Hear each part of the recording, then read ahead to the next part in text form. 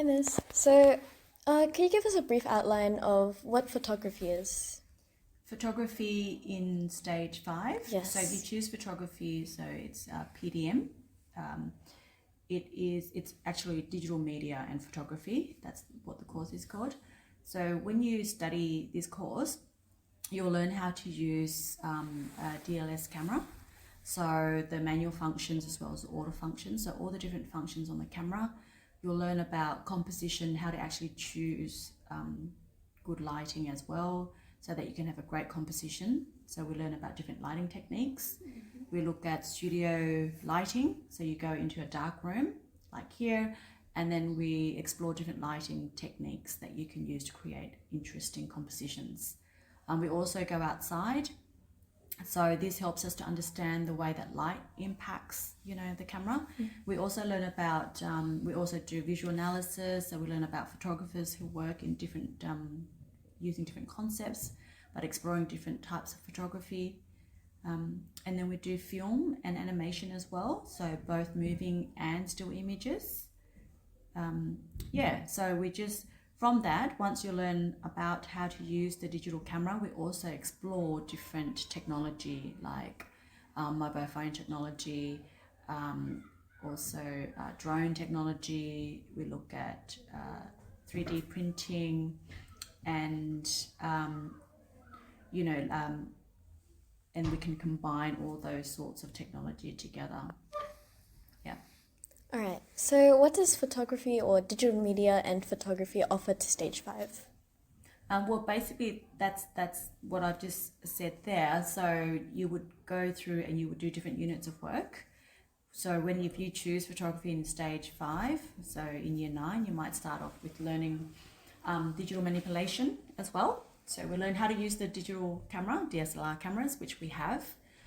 We also manipulate images, but we can also leave them in the raw, which means we learn to take good quality images and how to do it, but also we can manipulate them so we can create surreal images as well. And we look at using things like programs like Photoshop software, Adobe Photoshop, Illustrator, and we look at how can we change, update, or manipulate images. So we would offer all the so we would have the course goes for a year for year 9, and if you want to continue year 10, we'll have a 2-year course.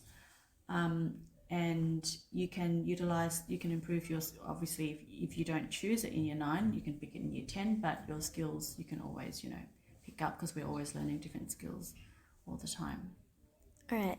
Our last question is, how does digital media and photography help us in our futures, like career paths? Okay, well, it's all about skills development in digital media. 60% is practical, and then 40%. Sometimes we can shift from 70% to 30%. So practical, we spend a lot of time doing the practical component, which is learning how to use the camera, but also different digital applications and software.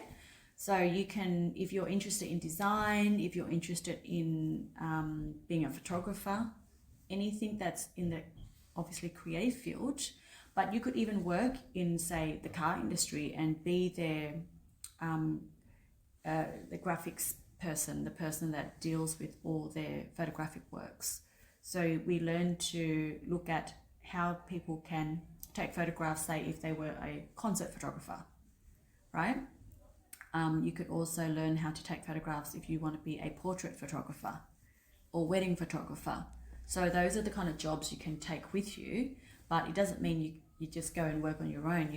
But you don't have to be a photographer as such. You can use the skills that you will learn in those digital software and applications will help you apply in other fields.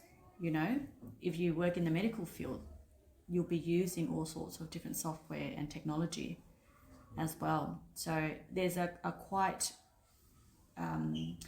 many different career paths that you can get into. I'm just mentioning more the design, element, but also in many different industries. Yeah, advertising, graphic designer,